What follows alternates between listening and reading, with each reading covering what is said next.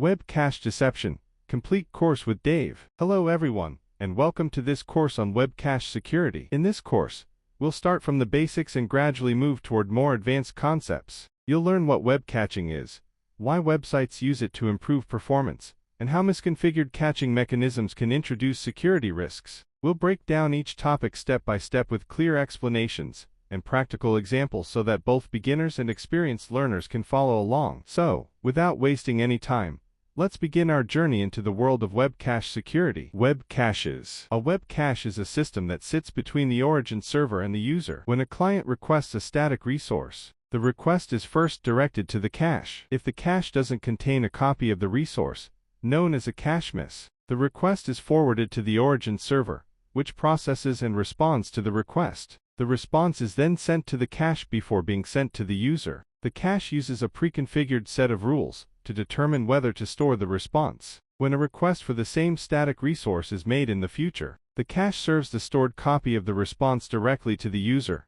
known as a cache hit. Cache behavior. Web cache deception. Caching has become a common and crucial aspect of delivering web content, particularly with the widespread use of content delivery networks, CDNs, which use caching to store copies of content on distributed servers all over the world. CDNs speed up delivery by serving content from the server closest to. CDNs speed up delivery by serving content from the server closest to the user, reducing load times by minimizing the distance data travels. What is cache keys? When the cache receives an HTTP request, it must decide whether there is a cached response that it can serve directly, or whether it has to forward the request to the origin server. The cache makes this decision by generating a cache key from elements of the HTTP request. Typically, this includes the URL path and query parameters, but it can also include a variety of other elements like headers and content type. If the incoming request cache key matches that of a previous request, the cache considers them to be equivalent and serves a copy of the cached response. What is cache rules? Cache rules determine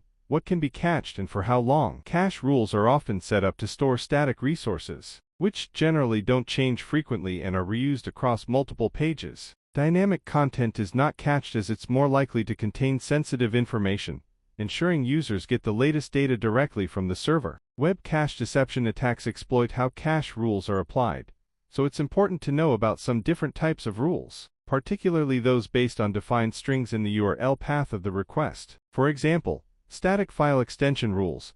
These rules match the file extension of the requested resource. For example, CSS for style sheets or JS for JavaScript files. Static directory rules. These rules match all URL paths that start with a specific prefix. These are often used to target specific directories that contain only static resources, for example, static or assets. File name rules. These rules match specific file names to target files that are universally required for web operations and change rarely, such as robots.txt and favicon.ico. Caches may also implement custom rules based on other criteria, such as URL parameters or dynamic analysis. What is constructing a web cache deception attack? Generally speaking, constructing a basic web cache deception attack involves the following steps. Identify a target endpoint that returns a dynamic response containing sensitive information. Review responses in burp, as some sensitive information may not be visible on the rendered page. Focus on endpoints that support the GET, HEAD, or options methods as requests that alter the origin server state are generally not cached. Identify a discrepancy in how the cache and origin server parse the URL path. This could be a discrepancy in how they map URLs to resources. Process delimiter characters. Normalize paths. Craft a malicious URL that uses the discrepancy to trick the cache into storing a dynamic response. When the victim accesses the URL, their response is stored in the cache. Using burp, you can then send a request to the same URL to fetch the cached response containing the victim's data. Avoid doing this directly in the browser as some applications redirect users without a session or invalidate local data, which could hide a vulnerability. We'll explore some different approaches for constructing a web cache deception attack. Using a cache buster. While testing for discrepancies and crafting a web cache deception exploit, make sure that each request you send has a different cache key. Otherwise, you may be served cached responses, which will impact your test results, as both URL path and any query parameters are typically included in the cache key. You can change the key by adding a query string to the path and changing it each time you send a request. Automate this process using the param minor extension. To do this, once you've installed the extension, click on the top-level param minor greater than settings menu, then select Add Dynamic Cache Buster. Burp now adds a unique query string to every request that you make. You can view the added query strings in the Logger tab. What is detecting cache responses? During testing, it's crucial that you're able to identify cache responses. To do so, look at response headers and response times. Various response headers may indicate that it is cached. For example, the xcache header provides information about whether a response was served from the cache. Typical values include xcache, hit, the response was served from the cache. Xcache, miss, the cache did not contain a response for the request key, so it was fetched from the origin server. In most cases, the response is then cached. To confirm this, send the request again to see whether the value updates to hit. Xcache, dynamic, the origin server dynamically generated the content. Generally, this means the response is not suitable for caching. Xcache, refresh, the cached content was outdated and needed to be refreshed or revalidated. The cache control header may include a directive that indicates caching, like public with a max age higher than 0. Note that this only suggests that the resource is cacheable. It isn't always indicative of caching, as the cache may sometimes override this header. If you notice a big difference in response time for the same request, this may also indicate that the faster response is served from the cache. What is exploiting static extension cache rules? Cache rules often target static resources by matching common file extensions like .css or .js. This is the default behavior in most CDNs. If there are discrepancies in how the cache and origin server map, the URL path to resources or use delimiters, an attacker may be able to craft a request for a dynamic resource with a static extension that is ignored by the origin server but viewed by the cache. What is path mapping discrepancies? URL path mapping is the process of associating URL paths with resources on a server, such as files, scripts, or command executions. There are a range of different mapping styles used by different frameworks and technologies. Two common styles are traditional URL mapping and RESTful URL mapping. Traditional URL mapping represents a direct path to a resource located on the file system. Here's a typical example: http://example.com/path/in/filesystem/resource.html/http://example.com points to the server. /path/in/filesystem/ represents the directory path in the server's file system. Resource.html is the specific file being accessed. In contrast, REST-style URLs don't directly match the physical file structure. They abstract file paths into logical parts of the API. http://path/resource/param1/param2 http://example.com points to the server. /path/resource/ is an endpoint representing a resource. Param1 and param2 are path parameters used by the server to process the request. And discrepancies in how the cache and origin server map the URL path to resources can result in web cache deception vulnerabilities. Consider the following example: http://example.com/user/123/profile/wcd.css. An origin server using REST-style URL mapping may interpret this as a request for the /user/123/profile endpoint and returns the profile information for user123, ignoring wcd.css as a non-significant parameter. A cache that uses traditional URL mapping may view this as a request for a file named wcd.css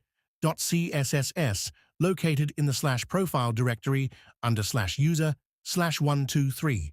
It interprets the URL path as /user/123/profile/wcd.css.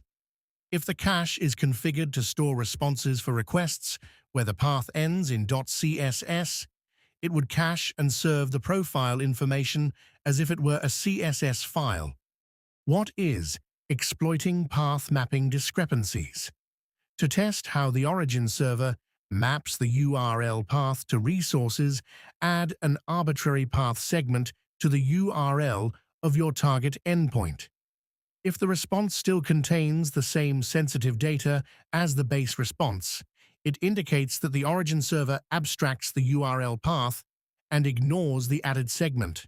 For example, this is the case if modifying /API/orders/123 to /API/orders/123/foo still returns order information. To test how the cache maps the URL path to resources, you'll need to modify the path to attempt to match a cache rule by adding a static extension. For example, update /API/orders/123/foo to /API/orders/123/foo.js. If the response is cached, this indicates that the cache interprets the full URL path with the static extension, that there is a cache rule to store responses for requests ending in .js. Caches may have rules based on specific static extensions. Try a range of extensions, including .css, .ico, and .exe. You can then craft a URL that returns a dynamic response that is stored in the cache. Note that this attack is limited to the specific endpoint that you tested, as the origin server often has different abstraction rules for different endpoints. Note, Burp Scanner automatically detects web cache deception vulnerabilities that are caused by path mapping discrepancies during audits. You can also use the Web Cache Deception Scanner BApp to detect misconfigured web caches. What is delimiter discrepancies? Delimiters specify boundaries between different elements in URLs. The use of characters and strings as delimiters is generally standardized. For example, question mark is generally used to separate the URL path from the query string. However, as the URIRFC is quite permissive, variations still occur between different frameworks or technologies. Discrepancies in how the cache and origin server use characters and strings as delimiters can result in web cache deception vulnerabilities. Consider the example /profile foo.css. The Java Spring framework uses the semicolon character to add parameters known as matrix variables. An origin server that uses Java Spring would therefore interpret semicolon as a delimiter. It truncates the path after /profile and returns profile information. Most other frameworks don't use semicolon as a delimiter. Therefore, a cache that doesn't use Java Spring is likely to interpret semicolon and everything after it as part of the path. If the cache has a rule to store responses for requests ending in .css, it might cache and serve the profile information as if it were a CSS file. And the same is true for other characters that are used inconsistently between frameworks or technologies.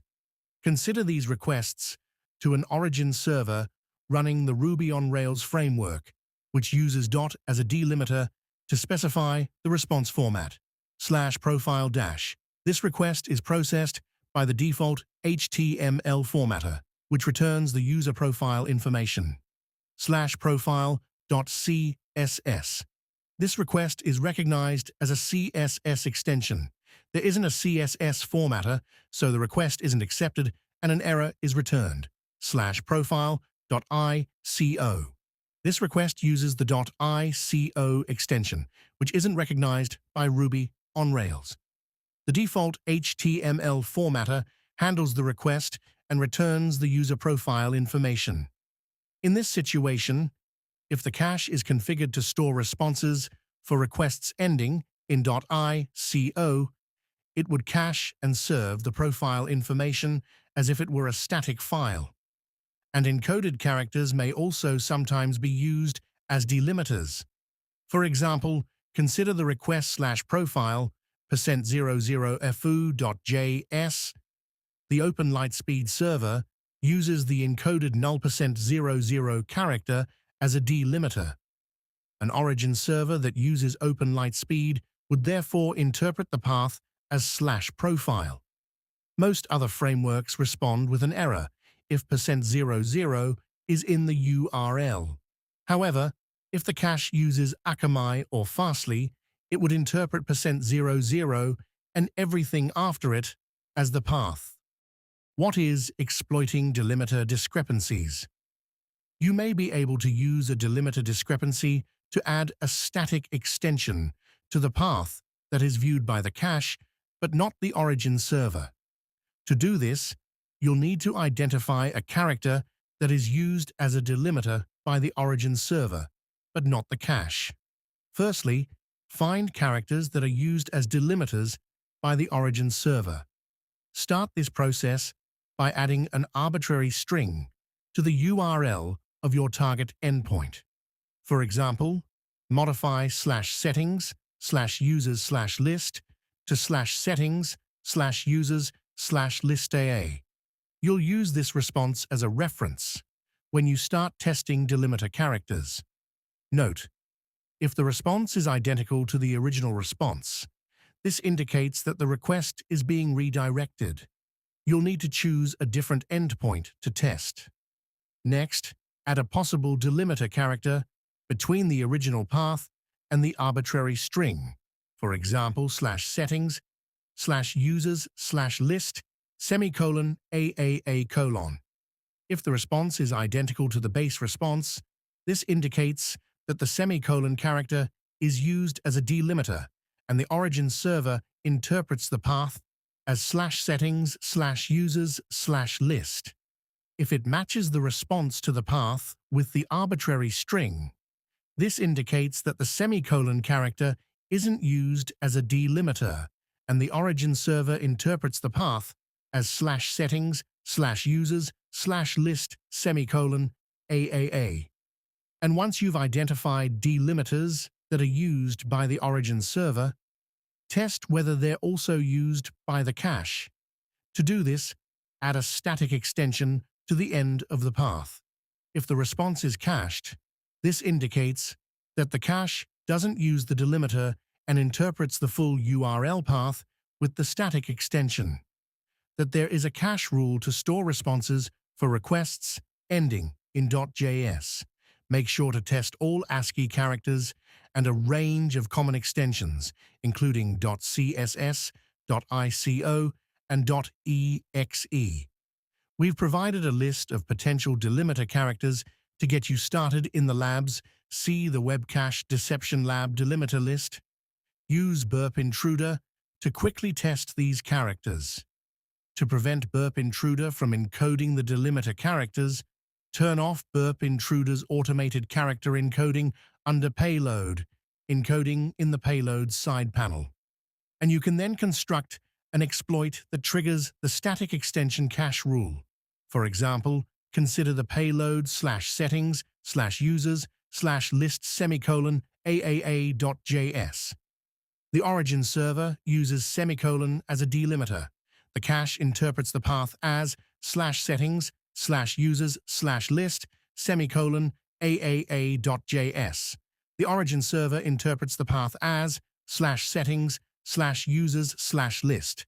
The origin server returns the dynamic profile information, which is stored in the cache. Because delimiters are generally used consistently within each server, you can often use this attack on many different endpoints. Note: some delimiter characters may be processed by the victim's browser before it forwards the request to the cache. This means that some delimiters can't be used in an exploit. For example, browsers URL encode characters like open brace, close brace, less than, and greater than, and use hash to truncate the path. If the cache or origin server decodes these characters, it may be possible to use an encoded version in an exploit. What is delimiter decoding discrepancies? Websites sometimes need to send data in the URL that contains characters that have a special meaning within URLs, such as delimiters. To ensure these characters are interpreted as data, they are usually encoded. However, some parsers decode certain characters before processing the URL. If a delimiter character is decoded, it may then be treated as a delimiter, truncating the URL path. Differences in which delimiter characters are decoded by the cache and origin server can result in discrepancies in how they interpret the URL path, even if they both use the same characters as delimiters. Consider the example /profile %23wcd.css, which uses the URL encoded hash character. The origin server decodes %23 to hash. It uses hash as a delimiter, so it interprets the path as /profile and returns profile information. The cache also uses the hash character as a delimiter, but doesn't decode %23. It interprets the path as /profile %23 wcd.css. If there is a cache rule for the .css extension, it will store the response, and in addition, some cache servers may decode the URL and then forward the request with the decoded characters. Others first apply cache rules based on the encoded URL, then decode the URL and forward it to the next server. These behaviors can also result in discrepancies in the way cache and origin server interpret the URL path. Consider the example /myaccount %3fwcd.css. The cache server applies the cache rules based on the encoded path /myaccount %3fwcd.css and decides to store the response as there is a cache rule for the .css extension. It then decodes %3f to ? And forwards the rewritten request to the origin server. The origin server receives the request /myaccount ? wcd.css. It uses the question mark character as a delimiter, so it interprets the path as /myaccount. What is exploiting delimiter decoding discrepancies? You may be able to exploit a decoding discrepancy by using an encoded delimiter to add a static extension to the path that is viewed by the cache, but not the origin server. Use the same testing methodology you use to identify and exploit delimiter discrepancies, but use a range of encoded characters. Make sure that you also test encoded non-printable characters, particularly %00, %0a, and %09. If these characters are decoded, they can also truncate the URL path. What is exploiting static directory cache rules? It's common practice for web servers to store static resources in specific directories. Cache rules often target these directories by matching specific URL path prefixes, like /static, /assets, /scripts, or /images. These rules can also be vulnerable to web cache deception. What is normalization discrepancies? Normalization involves converting various representations of URL paths into a standardized format. This sometimes includes decoding encoded characters and resolving dot segments, but this varies significantly from parser to parser. Discrepancies in how the cache and origin server normalize the URL can enable an attacker to construct a path traversal payload that is interpreted differently by each parser. Consider the example /static/dot %2f profile. An origin server that decodes /characters and resolves dot segments would normalize the path to /profile and return profile information. A cache that doesn't resolve dot segments or decode slashes would interpret the path as /static/dot %2f profile. If the cache stores responses for requests with the /static prefix, it would cache and serve the profile information. As shown in the above example, each dot segment in the path traversal sequence needs to be encoded. Otherwise, the victim's browser will resolve it before forwarding the request to the cache.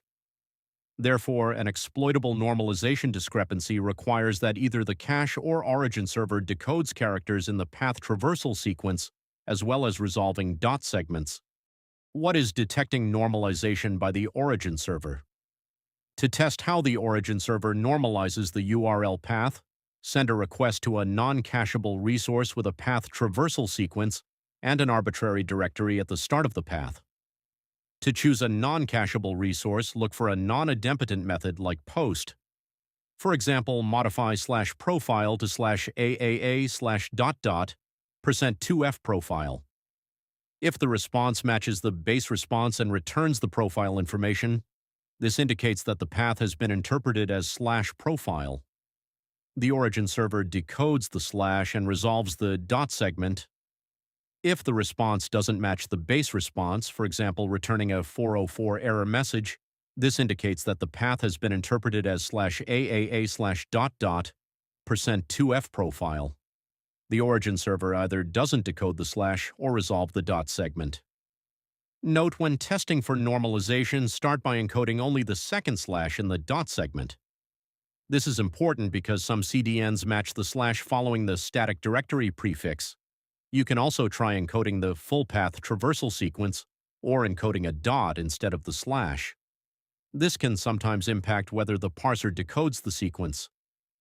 What is detecting normalization by the cache server? You can use a few different methods to test how the cache normalizes the path. Start by identifying potential static directories. In proxy greater than HTTP history, look for requests with common static directory prefixes and cached responses.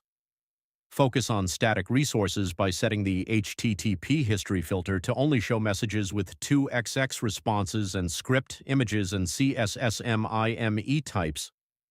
You can then choose a request with a cached response and resend the request with a path traversal sequence and an arbitrary directory at the start of the static path. Choose a request with a response that contains evidence of being cached, for example, /aaa/... %2f assets /js/stockcheck.js. If the response is no longer cached, this indicates that the cache isn't normalizing the path before mapping it to the endpoint. It shows that there is a cache rule based on the /assets prefix. If the response is still cached, this may indicate that the cache has normalized the path to /assets/js/stockcheck.js, and you can also add a path traversal sequence after the directory prefix. For example, modify /assets/js/stockcheck.js to /assets/... %2fjs/stockcheck.js.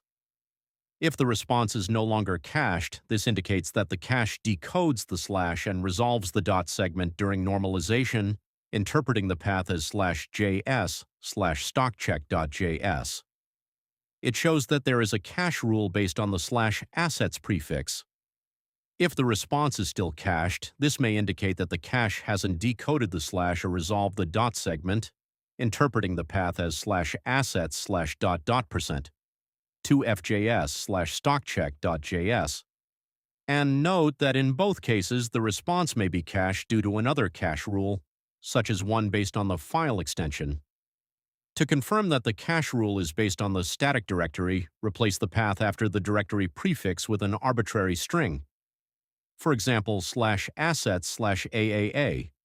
If the response is still cached, this confirms the cache rule is based on the /assets prefix. Note that if the response doesn't appear to be cached, this doesn't necessarily rule out a static directory cache rule, as sometimes 404 responses aren't cached. Note, it's possible that you may not be able to definitively determine whether the cache decodes dot segments and decodes the URL path without attempting an exploit. What is exploiting normalization by the origin server? If the origin server resolves encoded dot segments but the cache doesn't, you can attempt to exploit the discrepancy by constructing a payload according to the following structure: //%2f. For example, consider the payload /assets/... %2f profile. The cache interprets the path as /assets/... %2f profile. The origin server interprets the path as /profile. The origin server returns the dynamic profile information, which is stored in the cache. What is the exploiting normalization by the cache server? If the cache server resolves encoded dot segments but the origin server doesn't, you can attempt to exploit the discrepancy by constructing a payload according to the following structure: slash percent 2f%2 e% 2 e%2f. Note, when exploiting normalization by the cache server, encode all characters in the path traversal sequence. Using encoded characters helps avoid unexpected behavior when using delimiters, and there's no need to have an unencoded slash following the static directory prefix since the cache will handle the decoding. In this situation, path traversal alone isn't sufficient for an exploit. For example, consider how the cache and origin server interpret the payload slash profile %2f%, 2e%, 2e%, 2f static. The cache interprets the path as /static. The origin server interprets the path as /profile %2f%2 e%2 e%2f static. The origin server is likely to return an error message instead of profile information.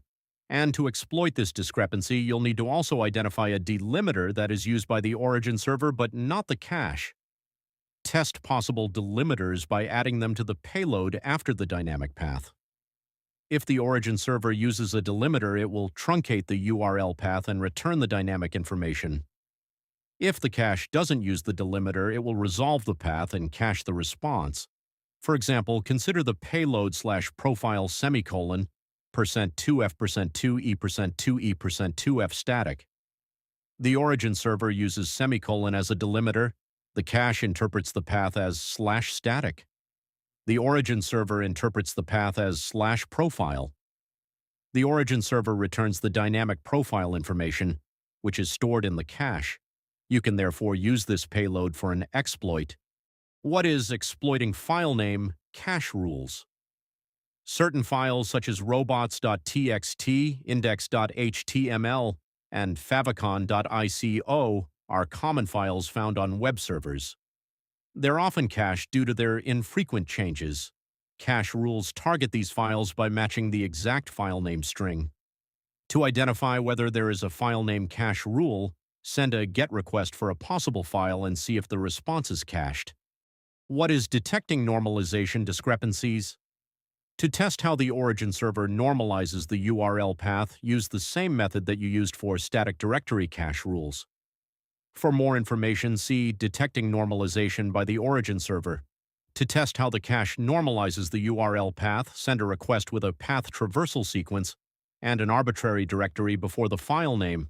For example, /profile %2, f%2 e%2 e%2f index.html. If the response is cached, this indicates that the cache normalizes the path to /index.html. If the response isn't cached, this indicates that the cache doesn't decode the slash and resolve the dot segment, interpreting the path as /profile %2 f%2 e%2 e%2f index.html. What is the exploiting normalization discrepancies? Because the response is only cached if the request matches the exact file name, you can only exploit a discrepancy where the cache server resolves encoded dot segments, but the origin server doesn't. Use the same method as for static directory cache rules. Simply replace the static directory prefix with the file name. For more information, see Exploiting Normalization by the Cache Server. What is preventing web cache deception? Vulnerabilities. You can take a range of steps to prevent web cache deception vulnerabilities. Always use cache control headers to mark dynamic resources set with the directives no store and private. Configure your CDN settings so that your caching rules don't override the cache control header. Activate any protection that your CDN has against web cache deception attacks. Many CDNs enable you to set a cache rule that verifies that the response content type matches the request's URL file extension. For example, Cloudflare's Cache Deception Armor. Verify that there aren't any discrepancies between how the origin server and the cache interpret URL paths.